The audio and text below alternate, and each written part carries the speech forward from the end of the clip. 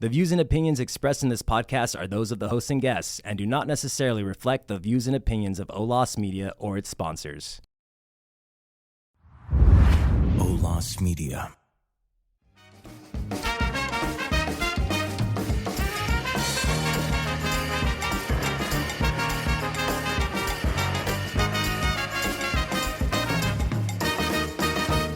This is Cannabis Enlightened with Dr. Leroy. The views and opinions expressed in this podcast are those of the hosts and guests and do not necessarily reflect the views and opinions of OLOS Media or its sponsors. OLOS Media.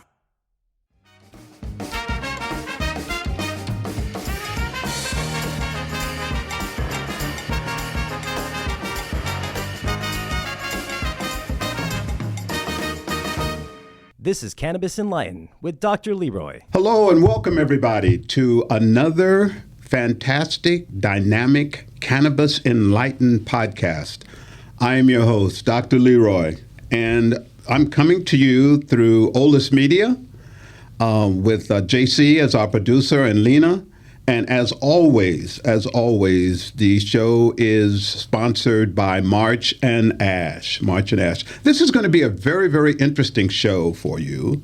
Going to be a little bit different. We do have some guests, some very pretty guests, some very outstanding guests, some very knowledgeable guests, some guests who are entrepreneurs here in San Diego, and they're going to be talking to you. But I guess the important thing is, well, one of the important things is they're going to be assistant producers on my program on Cannabis Enlightened, and you're going to be hearing more and more about them. So I know they have hundreds of thousands of fans out there. At least that's what they told me. They've got a lot of fans that are going to be listening to Cannabis Enlightened, additionally listening to Cannabis Enlightened for them and what they bring to the program. And I am positive that they're going to bring a whole lot to the program. So please welcome the two of them. Please give them, your warmest love and attention because these ladies are, I guess, top shelf. And I'm just very pleased to have them working with me and helping. So earlier in my podcast, I think it was season 1, I had Mr. Wowzer on my program. It was a great episode. You need to go back and listen to that. And Mr. Wowzer is responsible for bringing these ladies to my program, and I'm very, very, very happy to have them. And here, I'd like you to meet them because they're going to talk about themselves and what's going on with them. Anika Tafari. Ani is going to be talking to you in a few minutes, and we have Ms. Salazar is with me on my right side, and Ani is with me on my left side. So, ladies, welcome to the program. Thank you. I'm glad you're here. Thank you. Ani, you want to start? Sure. Thank you. I am Oni, short for Onyeka Tafari. I am the founder of Onyeka Tafari Wellness and Spa. And we are here out of San Diego. We got established back in 2019, where we provide services such as massage, skincare, yoni steams, hair removal. And then we also do a lot of work in the community where we're trying to bring people together just as a community, getting to know each other for our Bantaba, which is a connection with the earth and learning to grow your own food, because I truly personally believe that is very revolutionary. And that work has spread not only here in San Diego, but also across in Georgia. And what does that term mean? Bantaba, it is a term that I picked up when I was in the Gambia, West Africa. And it's a gathering of people, whether you're trying to resolve issues that come up, trying to make a decision for the community to move forward. And I think it's just such a wonderful, wonderful experience, and I want to bring that for everybody that I come in contact with. And you've been doing that for quite a while. Yes, I have. Okay. All right. So did you talk about your business that you have? Yeah, so we do, like I said, at Onyeka Tafari Wellness and Spa, located in Serra Mesa, we provide massage and skincare services. And in that same vein, some of the things that we focus on is in regards to oncology, in lymphedema, which comes after someone has gone through certain treatments. Usually they would get lymphedema, and that's just a condition of our lymphatic system where it doesn't work entirely. And so I help to move the fluids along in that regard. And just bringing comfort to others. And then skincare for anti-aging, for acne care, just corrective skincare in general. Okay. And I'll have to tell everyone that in the studio here, she has beautiful skin. Thank you. So whatever she's doing for everybody else, she's doing for herself. So you need to come and you need to avail yourself to her services. Absolutely. Yes. Okay. So next, Ariana. Hello, my name is Ariana Salazar. I am a self-taught herbalist and holistic practitioner. My roots come from Central America. I am Costa Rican and Honduran, and I have a lot of indigenous blood on both sides. My grandpa's from the Bribri tribe in Talamanca in Costa Rica, so my passion really lies on just plants, holistic healing, spiritual awakening, indigenous medicine, and just the ancestral wisdom, and blending that with the modern natural practices in this world to kind of guide others in their wellness journey.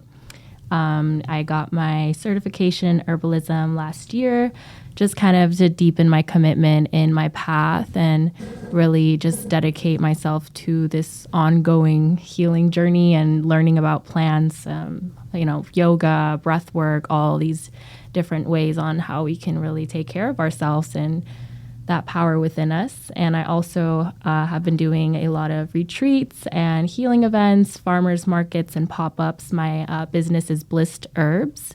So I sell tea blends, candles, tinctures, skincare oils, and I also offer spiritual healing services. Ariana, what's a pop-up? A pop-up is basically I go out and I set up a booth, like a Easy Up booth, and then a table, and I decorate everything and show all my products and display, and basically wherever they want me at. And I've done a few, North Park, I've done some in Ocean Beach, I've done some up in North County, I've done some up in LA. I love doing pop-ups. It could be a lot of work, but I'm kind of like now getting more into the space of wanting to do like events, retreats, or primarily focus online. So my website is www.blissedherbs.com. That's where you can find all my apothecary goods and even book a session with me if you're interested to dive deeper in your spiritual path. So I'm just really excited to be here and just being a part of the cannabis community as well. I worked in it for about probably like 6-7 years, and just kind of branching out from cannabis into my own business and just being with like-minded people, open-minded people. So I'm really excited and very grateful for this. So is this pop-up something that could be added to an event that someone's having, a birthday party or some kind of reunion celebration? They could have you come? Yeah, no, definitely. I've done so like community pop-up events. They'll do like flea markets or whatever. And some people sell clothes, other people sell, jewelry, whatever their talent is. And I'll come and bring my products, which are my tea blends, my candles, some accessories, some plants. And I even do tea ceremonies. I recently did a healing retreat where I did the guided Reiki meditation and a tea ceremony, which was really lovely, and I enjoy it. And now you talked about, both of you have roots from other countries. Correct, yeah. And I can hear it in your language. So do we have other languages that we speak? Yes. Okay. Ariana, what other language do you speak? I speak Spanish. Spanish? Well, Spanish and English. And okay. I learned also in high school, I learned a little bit of Mandarin too, but I'll bring that, Okay. All right. And Ani? So for us in the Bahamas, the primary language is English. However, we have our patois and some Creole. So I think depending on the conversation, sometimes some words will come out. And good words or bad words? It depends on the situation. Okay. But mostly sometimes it's hard to find the word in English to describe what it is I'm trying to say. And so, but usually that comes out when I'm talking to other people from the region. Okay. So the Creole, now, isn't that French, Louisiana? It's French influenced. So we're very close to Haiti. And so because of the migration patterns, we have a lot of Haitians in our community, and so that is how come we started. Like for my family anyway, we started speaking some Creole. Okay, and you have children. So do your children speak? They sound as if they are fresh off the boat. Okay. That's because they're homeschooled. Okay. And so because they're homeschooled, they're around my family primarily. They hear the accent, they hear the way that we speak, and so they speak that same way. And sometimes even when I hear them speak, I say, "Oh, you sound so Bahamian." Okay, and what had just happened is Ani just snuck in a topic that we'll be discussing as we go forward, the homeschool kind of thing, because I find that hugely interesting. And I know a lot of people are doing that now. They're into it for various reasons. So we're going to talk about that. Ladies, thank you for agreeing to work with Cannabis Enlightened. We're very, very excited about both of you coming. And you have some thoughts that you want to bring to the program as we move on. So can you give the listening audience a kind of like a preview?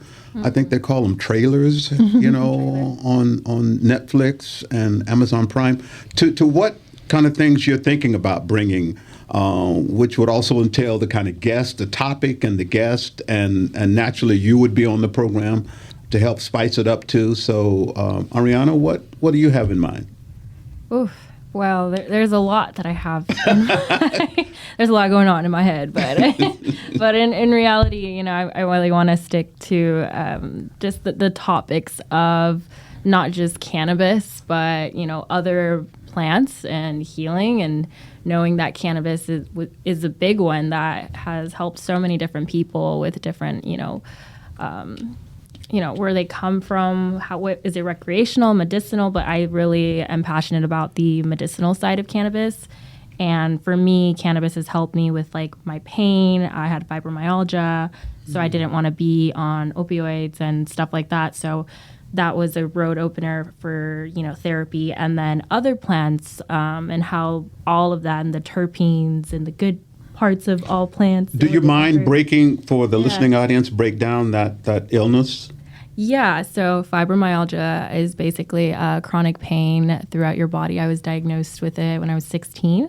My rheumatologist told me that I can either grow out of it or I'll have it for the rest of my life. And basically the brain is sending signals to the rest of your body and the nerves to have inflammation in your joints, headaches, migraines, depression.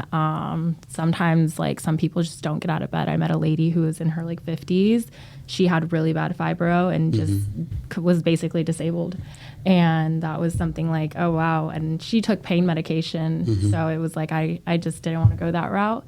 And working with other, holistic healing, that change of diet, all that stuff, just the whole wellness practice. And then also I really want to cover just like cannabis and women's health, also environmental impact of cannabis, the cultivation, indigenous land, and the perspective of, what bringing the awareness to breaking down each barrier of where cannabis comes from, who has the main seeds to stuff, and how the evolution of it and where it is now. That's something I really love to talk about as well. I'm sure there are going to be a lot of women that are going to be really listening to your every word, because I think that they've got issues that are women issues only, that men don't have to deal with, that women would like to have a solution for, that's outside of prescribed medication. So, I mean, that's going to be something that I think women are going to really be interested in. Definitely, and I can't wait to share more. Okay. Anything else that you might want to bring, that you're thinking to bring to us? I really am passionate about mental health and cannabis and mental health, or holistic healing and mental health, and just that topic in general. I'm really inspired to share to others my ways on how I combated where I came from and my traumas and struggles, and how I cope with it. What I say in my healing journey is like, you just learn to cope with the pain and how you can deal with it day to day by also like not hurting yourself and really like giving up on yourself. You learn to just cope, because the thing is with healing in general, everybody's like, oh, you're healed. Like, I've done all the work. I've released all the trauma. It's over. But life happens. Things happen. And you just have to learn in life. You grow, you go, and you have to learn how to cope with it. And it's in those ups and downs, like, where can you find that baseline, that balance, your chi, that, okay, it's not okay right now, but however, it's better than it was before, or I'm grateful for where I'm at now. Gotcha. Okay, great, fantastic. Thank you very much. Thank you. Thank you. Ani, now, what are you going to... Ani's got this smile, that you've got to be able to see it to believe it. She's got this smile that's disarming, but there's something going on in that head of hers. So, Ani, what's going on? What topics are you going to bring to the program? Thank you. So for me, my passions as it is, wellness and advocacy that I bring to my business, I want to bring that here to the podcast. So along that same vein is advocacy, health and wellness, cancer care, culture and spirituality, parenting and wellness, because all of these things all play a role. These are part of my life, and I would like to have conversations around it. So for example, can mindfulness and cannabis coexist for healthy parenting? Having a teen or having people who are going to be teens soon and understanding the influence of outside, how do we have a conversation with our children that's age appropriate, that's well informed, so that as they make decisions for themselves, or even like spreading education among their peers. Now you realize you're carving out a big piece if you're going to talk to parents that have teenagers. Now I don't have teenagers anymore, but I remember those days. So helping parents to cope with teenagers it seems like a big job. It absolutely is, and the way that the world is today, because growing up at my time being a teen, there were just certain things that were said to me, like, you don't do it. And that was it. Now that is more widely accepted, more easily accessible, whether it's in a good place or a not so great place. Being able to talk to your children about everything about cannabis, like an informed, just education, like, this is what cannabis is. Here's what you need to be worried about or looking out for. You don't want to go to the street pharmacist and pick something up. You don't want to, your friend brings it to you and says, hey, try this, right? You need to understand the dangers that come with it, because not everyone is aware, but having that conversation with your children as a parent, I think, goes a long way versus they're getting educated from someone who you don't know. You don't know if that information is accurate or not. And it's kind of hard for parents to get into that conversation with their children. It is. Yeah, it really does make a difference in the style that you take with your kids and raising them, like the relationship that you have with them. And even within, so my home, there's like a lot of kids. So we might as well get into that. How many kids do you have right now? I have 3 kids. All right. I have 3 children, but I like to say that I foster a whole lot of kids in the community in the Gambia. So I have like a whole football team, literally. Like 2 different leagues that they're in. Not American football. No, soccer. I'm sorry. Yeah. Well, no. I think it's called football, but people are listening and they're thinking, "Oh, football." And they're thinking, American football. No, Dallas Cowboys and the Rams, but it's not. No. Okay. Yeah, it's soccer. Okay. And so I have that group, and I meet with them regularly. I haven't really met with the parents as much as I have with the children who are in the league. So, having those conversations, like, let me go and talk to the parents, because, again, from their parents' standpoint, you're an outsider talking to my kids about cannabis, right? Just because you don't have the conversation with your children doesn't mean they're not talking about it.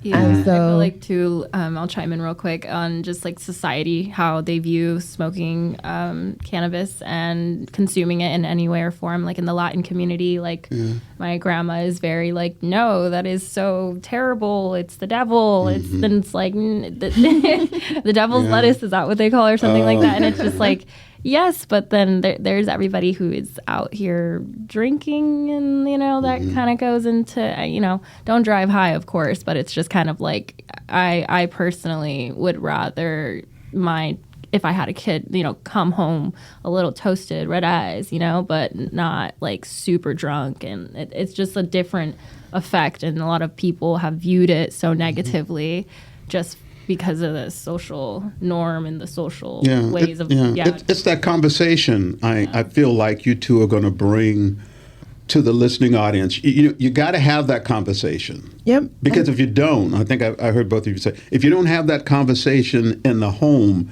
it's going to happen outside the home, and you have no control over it. Mm-hmm. Yes. And that's when you might get the child coming home with the red eye and, really high or loaded, and then you really got to take some stance on what's going on. Right. And that's one of the topics that I'm hoping to bring also. It's like, how can we foster open, non-judgmental conversations around cannabis? Oh my gosh. Right. Non-judgmental.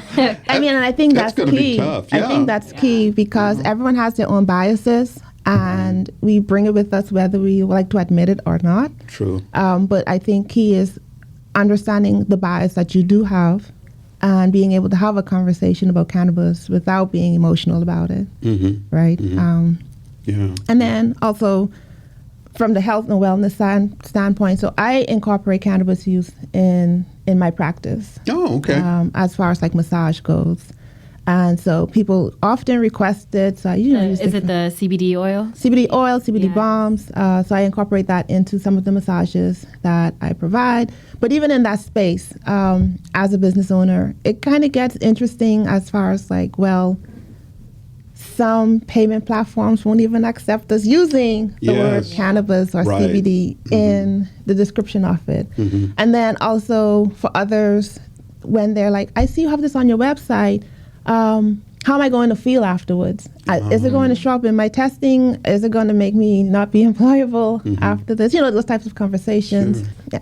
Yes. And there needs to, I feel like people are like, it's growing, and I feel like there is some education. Like you go to the dispensary and then like you have somebody telling you, oh, this sativa strain does this and these terpenes do this. But I feel like, this podcast can be an amazing like educational source for cannabis users or those new to the game or already in the game on, how we can better educate people so it can really filter and they can absorb that and then be like, oh, so they are more knowledgeable and accept that information when you're telling them what strain is what and rambling on even though they just want to get high. Like they're just like, they walk in there, they're like, I don't care about the terpene, CBG, CBN. They probably don't know. They just don't know. Yeah. It's one of the things I found, I think I shared with the audience several podcasts ago that I taught the business of cannabis in college. And the main thing is education. People just don't know. Yeah. They don't know, and they're not sure. They want to ask and show you that they don't know. Mm-hmm. But they want to find out. It's the strangest, it's the craziest thing. Okay? Yeah. I'm excited about it, to tell you the truth. I'm really excited. And also for pets, because I have a dog. Oh, okay. I have many dogs. Anna just pointed. She said, and pets. Okay. Yes, and it is for pets. Yes, okay. And then, I don't mind sharing my experience with trying to grow it out of curiosity, and how my dog just ate all of it. And so now I can't grow cilantro because he's like, is that it? He likes it. He likes it. So it's every herb that's come up now, he's like, is that what that was? Is that it? So he's trying all. You have to have an indoor thing, though. I mean, you have to do a little house. I've experimented with indoor. I've experimented like growing it right in the garden. And he still gets soil. It. He got to the one that was in the garden. Okay. He enjoyed it thoroughly. Wow. Do you know what strain it was, or does he know like what strain? I don't care. I think he cared. Your dog is just like, I know that's the weed plant. And I knew he ate it because I met all my bell peppers bitten off. He was going after every plant that had a fruit. He was like, so we had munchies afterwards. That's a very good point, because when I was teaching it, I had people that wanted information on cannabis for their pets. and we did talk about it a little bit, but I know that there are folks out there right now that are thinking, gee, cannabis for my cat or for my dog or for, whatever pet they have, is it okay? Can I ask a question? So you two are going to become quite experts on, how people can, help their particular pet relieve pain. So great. I'm excited about the topics that you two brought up. And we will be discussing over the next several months. But right now, what I'd like to do is to get your opinion, and you're going to say, "Oh no," get your opinion on the election. Oof. And what you have heard about, the loss, the win. I'm going to chime. I've heard things all the way from it was the Democrats' fault all the way to, oh man, the fix was in. And then in the middle, someone talking about from a spiritual standpoint that this is what the Creator wanted to happen. I've heard all kinds of stuff. So, what do you guys think? What have you heard? Well, it's going to be a deep subject, huh? Well, I just feel like for the Latin, brown, Black community, however you felt like your vote was doing something for you in a way, it was like, I feel like the main concern, I feel a lot of people, why they voted for whoever they voted for, is the economical concern. So, whether you are a person of color or not, it was right now America, the economical concern, the way of how leadership, who is in power can do it best. There was a hope for that side. But as a woman and seeing another woman and how she carried herself in that whole situation, I feel like people were not as hopeful or not. They didn't really.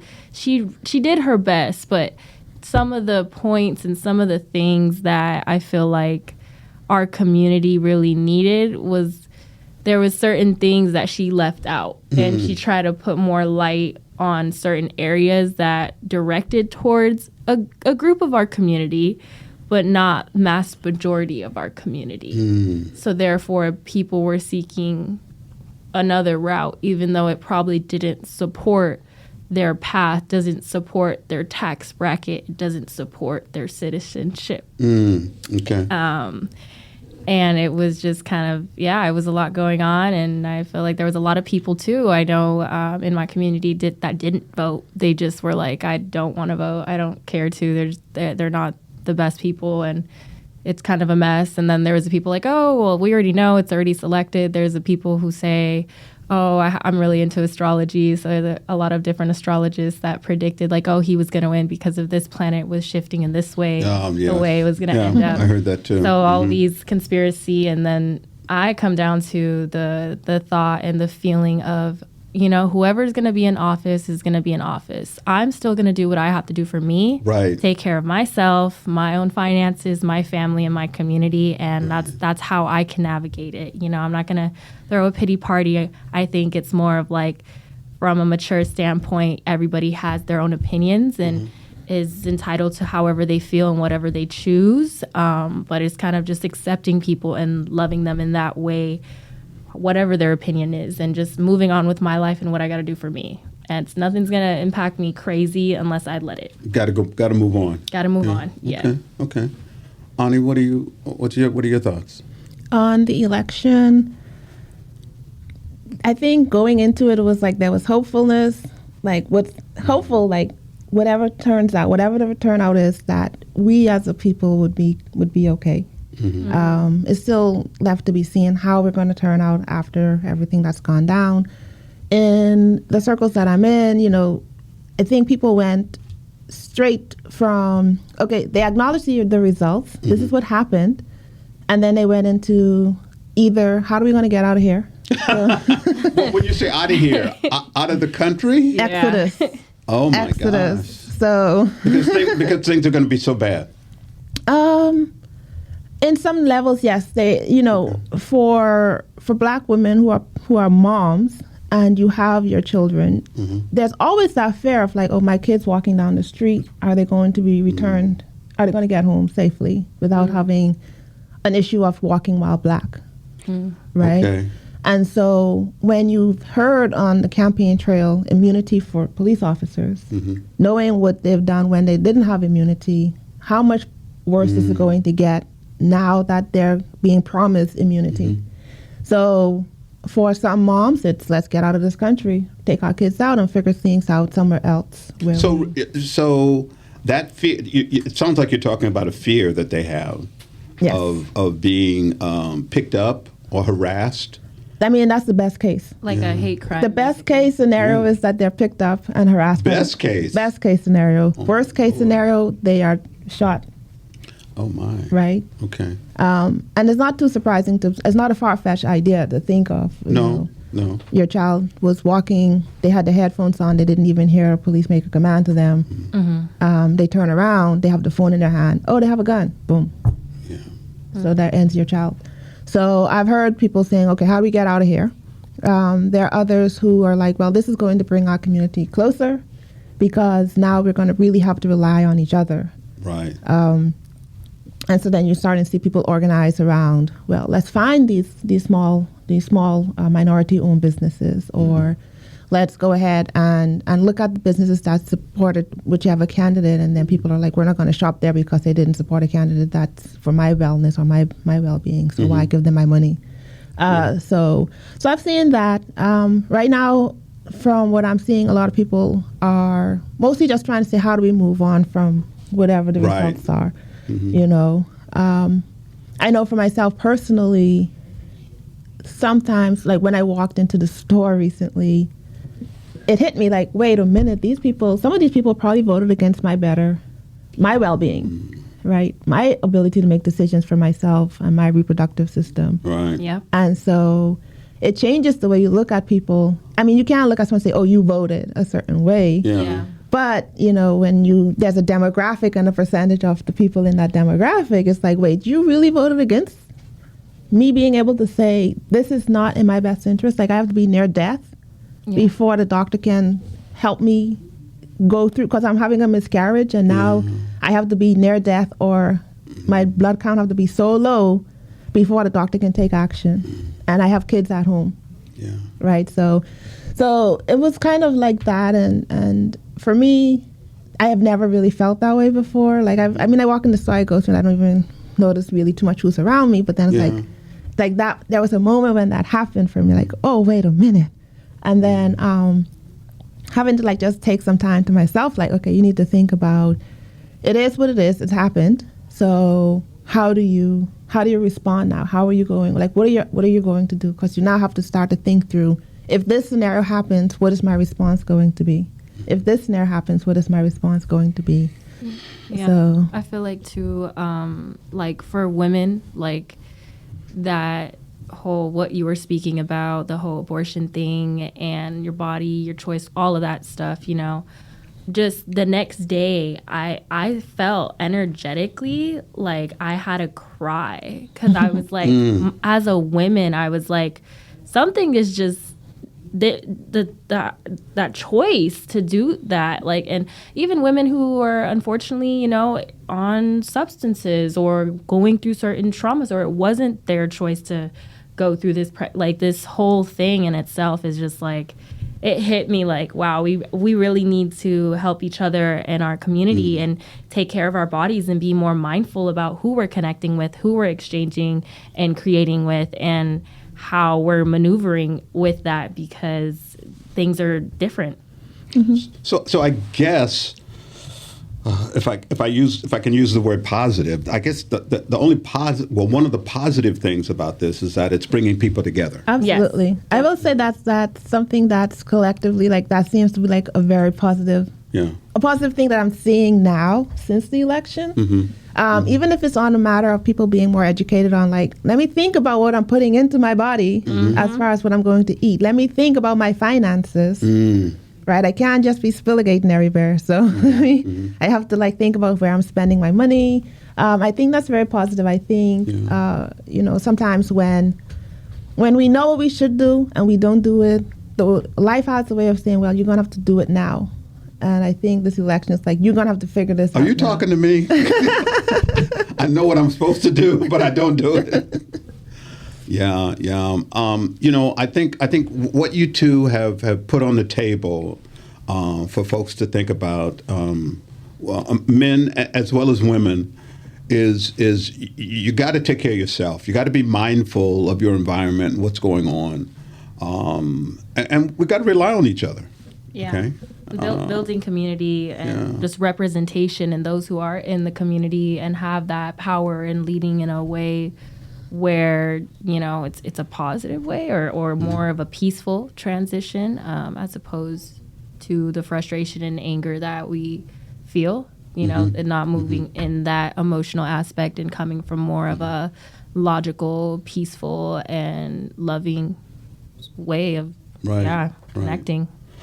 I think what you two have done today is really given the listening audience a taste of what they're going to hear in coming months. And not that they haven't been listening to Dr. Leroy and Kenneth Enlightened, but this is going to make them want to listen even more so. Because you two have some very refreshing ideas and points of views. So as we move, to the end of this podcast, can we go back to your businesses? Let's give those another punch. So let me go to Ani. Let's give your business a punch. How can folks get in touch with you? Maybe they say, I don't want to get in touch with Dr. Leroy. I want the therapist. I want the person that's going to help me. Sure. So my website is onyekatefari.com. So ONYEKATEFARI.com. And so you can find all of our services, all of our events that's coming up. We have community events here, like I said, in San Diego and in Savannah, Georgia. And so you can see all of our events. A lot of the events are just around gardening and community building. And then also, we do a lot of charity events as well in the community. So if you want to get involved, that's a great way to reach out. But find us at our website, onyekatefari.com. And I'm here. Okay, fantastic. Okay, Ariana, how can folks find you? They can find me on my website that just dropped. It's www.blissedherbs, BLISSED herbs.com. And on Instagram, my main Instagram is Ariana Salazar, Ariana. No 2 N's, no 2 R's, just the simple Ariana. And then my business Instagram, if you're looking for any kind of candles, if you're needing assistance in your wellness journey, your spiritual path, you want to get into teas and transitioning out of coffee, my Instagram is Blissed Herbs, and also I'm on Threads and Twitter. So, yeah. So we've got a lot of social media we do. Contact, and these two ladies are going to make sure that I'm putting them on the spot right now. That Cannabis Enlightened has that kind of footprint also in terms of social media. Yes, sir. But thank you very much, ladies, for joining me today, and I look forward to you two, either both of you or one of you, being with me as we continue on this Cannabis Enlightened journey. Thank you very much. Thank you. Thank you so much. This is Dr. Leroy coming to you. If you would like to hear this podcast and many of the other podcasts we have, please log on to Olus Media. If you'd like to reach out to me, you can contact me at drleroy@cannabisenlightened.com. So we appreciate all of you listening to us, and we look forward to hearing from you in the future. Thank you, and have a great, great week. Thanks for listening to Cannabis Enlightened. Be sure to follow and subscribe whenever you listen to your podcasts. To read the blog associated with this episode, visit olasmedia.com. This episode was produced in studios located in San Diego, California and Tijuana, Baja California. Creative Director Ulises Breton. Sound Engineer Alan Glespar. Producer Lena Alvarez. Serving as Executive Producer and Co-Founder is JC Polk, and Chad Peace is President and Co-Founder. Olas Media is an IVC media company.